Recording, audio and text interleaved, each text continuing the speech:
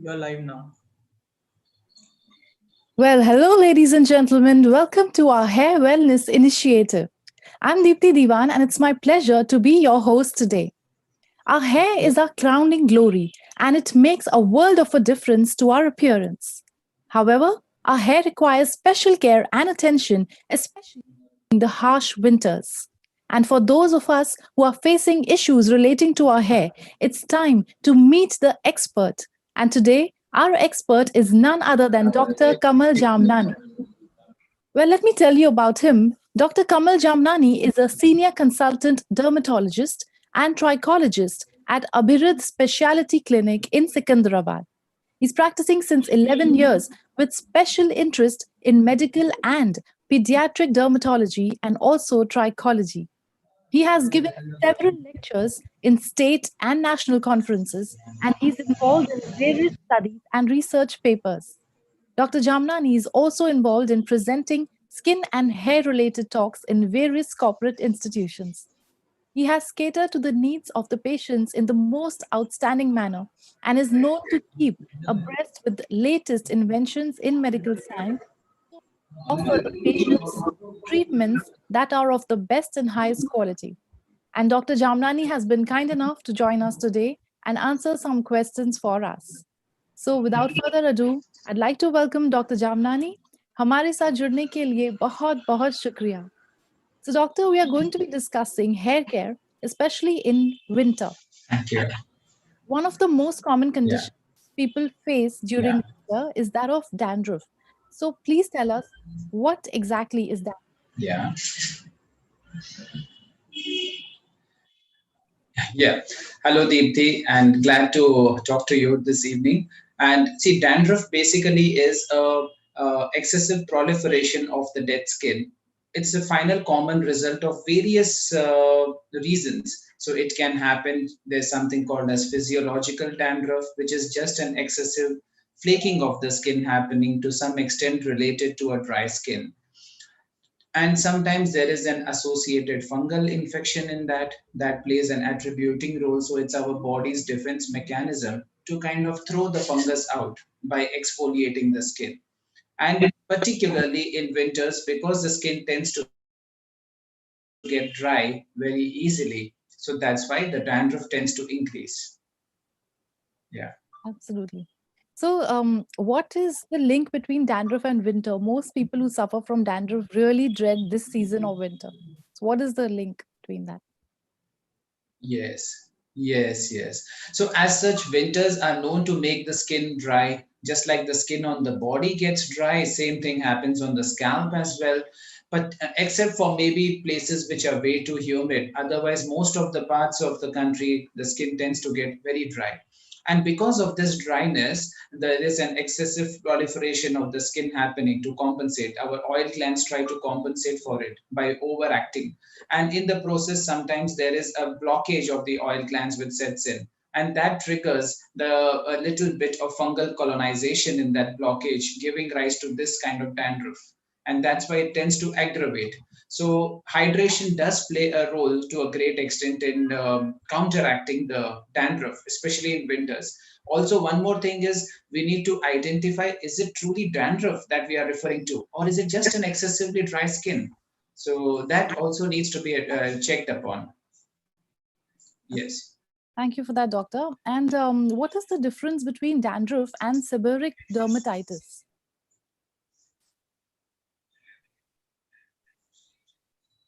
Seborrheic dermatitis is like a higher and in the same spectrum, like dandruff, what we call it's a part of a spectrum of diseases. The mildest form being just a mild flaking to a little bit of dandruff.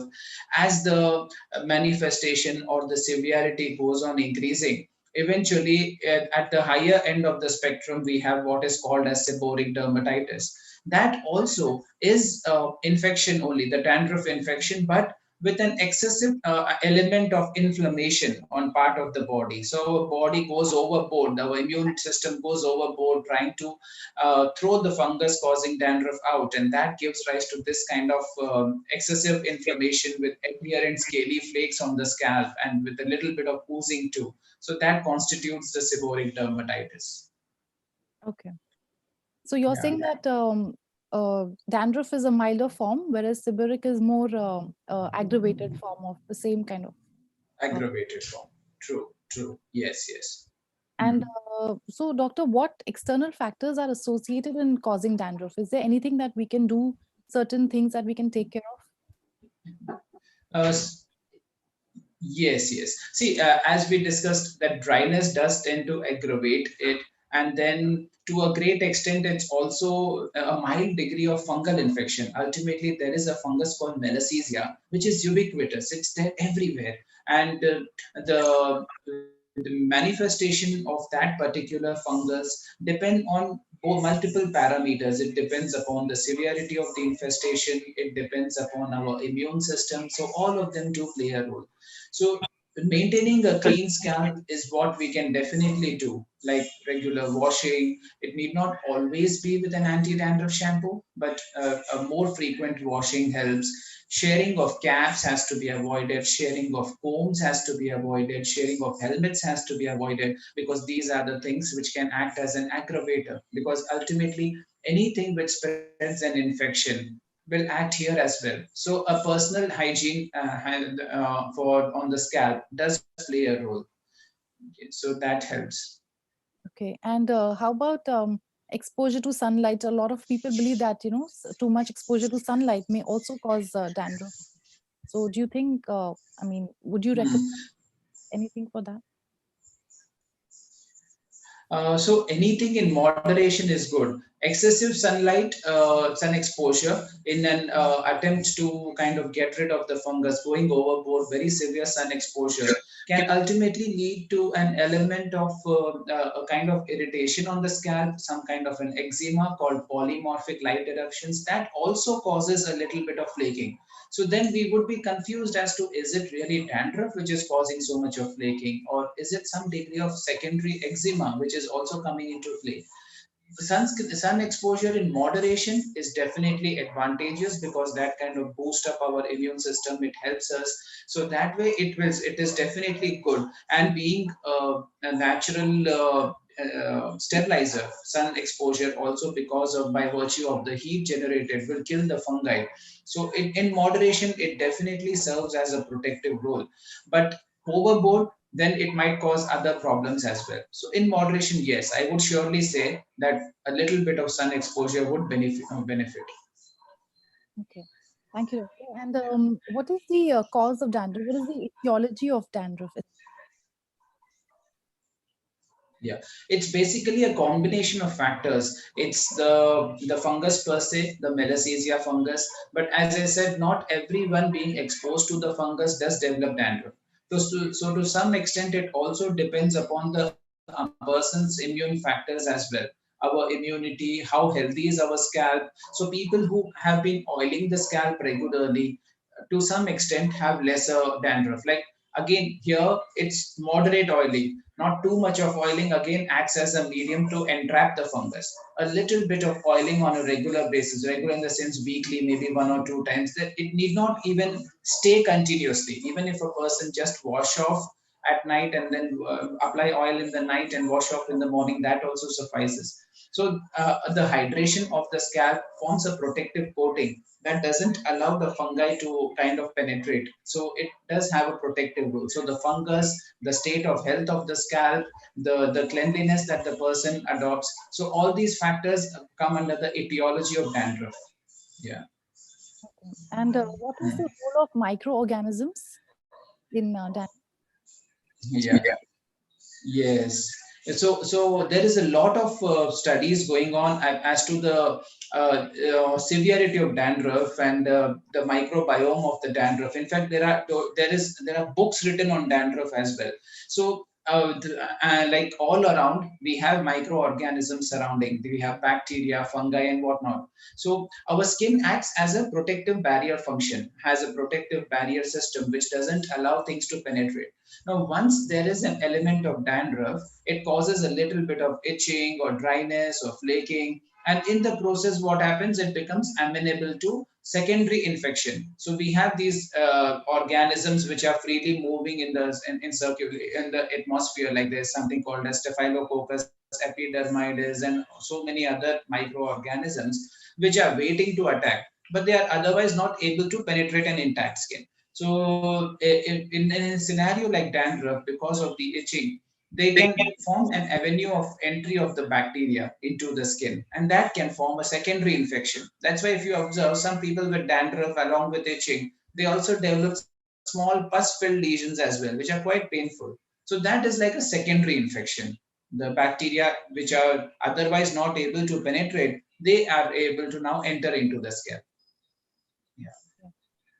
So, you're saying that hydration of the body in terms of drinking a lot of water and hydration of the scalp in terms of oiling regularly, these are some of the things that we can look into. And Mhm. apart from that, yes, not sharing of Yes. combs and caps. These are some of the things that a lay Yes. person can do Yes. to avoid getting. Yes. And a lot of people also suffer from hair loss. So, what is the relation between dandruff and hair loss? Okay, so hair loss is again a totally different entity. There are so many causes, both genetics, environmental, the food, vitamin deficiencies. All of them do play a role in aggravating hair fall, and among them, dandruff is an independent risk factor for an aggravation of of the hair fall. See, what happens is whenever there is already an pre-existing hair fall for any reason, be it nutritional or be it genetics, then the scalp is quite sensitive. The hair follicles are quite sensitive. So any degree of colonization, I mean the growth of the fungi at the hair root, that compromises the hair root still further. An already compromised scalp gets further damaged, and that can aggravate the dandruff, aggravate the hair fall. So dandruff per se is, I would say, an independent risk factor for an aggravation of hair fall in a person already having hair fall issues. But yes, in a person not having hair fall previously, dandruff can also cause hair fall, but to a lesser extent. But if they are already having been having hair fall for some other reason, then it acts as a aggravating cause, and the hair fall suddenly increases. Yeah. Okay. And so, doctor, I think from whatever you have shared so far, it would not be wrong to say that diagnosis is very important because of multiple reasons can create multiple causes. So, correct diagnosis is very, very important. And once you diagnose, then whichever kind of dandruff it is, what is the kind of treatment that is available to people? Yes. So, like as I said, it's like a spectrum. My very mild cases would hardly need anything beyond more frequent washing of using their regular shampoos. But when someone has a little more severe dandruff, then I would probably prescribe them an anti-dandruff shampoo, maybe twice a week to start with, and as maintenance, maybe once or twice a month, just to go keep it going on. And when it's really severe, then we shift over to anti-dandruff lotions as well. So the difference between a lotion and an anti-dandruff shampoo lies in the contact time. An anti-dandruff shampoo is hardly on the scalp for maybe a minute or two, at the most maybe about 3-4 minutes. A lotion, on the contrary, is an overnight application, overnight to maybe a few hours. So that has a longer contact time. So it tends to act much better in terms of clearance of the dandruff. So again, it all depends on the severity. Previously, we used to prescribe anti-dandruff or antifungal tablets also as a part of the treatment. But nowadays, with the advent of availability of lotions, especially the overnight solutions to be applied, we hardly feel the need to do that, because the lotion, by virtue of its longer contact time, has been able to give a very good reduction. Yes. Mm. Okay. Well, thank you so much, Dr. Jamnani. That was indeed an insightful and very informative talk. And anything else that you would like to share, Doctor, for all the viewers? Any other suggestions that you may have for them? Uh, other suggestions, in the sense, the most important being the hygiene. And then I would say, don't forget the grandma's wisdom of applying oiling once in a while. That is definitely helpful. because I see more and more of especially teenagers. The moment I see them and I ask them about oiling, they say no, we don't do that, and so I tell them do that. That does have a protective role. And shampooing, again, no, don't use shampoos very frequently, and maybe alternate days is also fine. It all depends upon the person's occupation. And also don't scratch it too much, because I see people literally, because in the scalp there are lots of itch receptors, especially people with dandruff of a long duration. The more they scratch, the more it itches and forms a cycle, and ultimately it leads to infection, and which requires antibiotics and other things. So these things, and try to not share combs, caps, helmets, and everything. That's it, and things would easily settle down. Hmm. Right. Well, thank you so Yeah. much for sharing so much information, all your expertise with us, and for answering all the questions of our viewers. I'm sure the viewers have really found this session very helpful.